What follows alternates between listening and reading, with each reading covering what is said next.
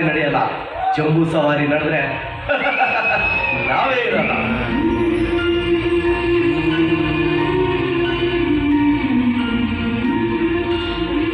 ಅಂಬಾರಿ ವಿಷಯಕ್ಕೆ ಯಾರೇ ಕೈ ಹಾಕಿದ್ರು ಖಂಡಿತ ಒಳ್ಳೇದಾಗಲ್ಲ.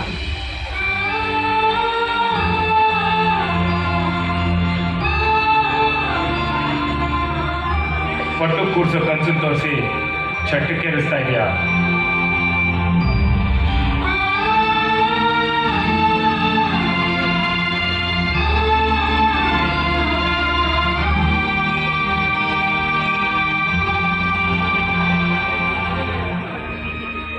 ಮನಸ್ಸಲ್ಲಿ ನಿಯತ್ತಿಲ್ಲ ಅಂದರೆ ನಾವು ಕಾಣೋ ಕನಸು ಕೂಡ ನಮ್ಮನ್ನೇ ಕಚ್ಚಾಯಿಸುತ್ತೆ.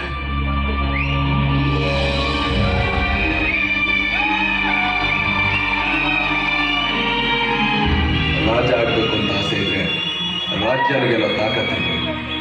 ಯುದ್ಧ ಮಾಡೋಕ್ಕೆ ಅಂತ ನಿಂತ ಮೇಲೆ ಸೈನಿಕರ ಲೆಕ್ಕ ಆಗಬಾರ್ದು.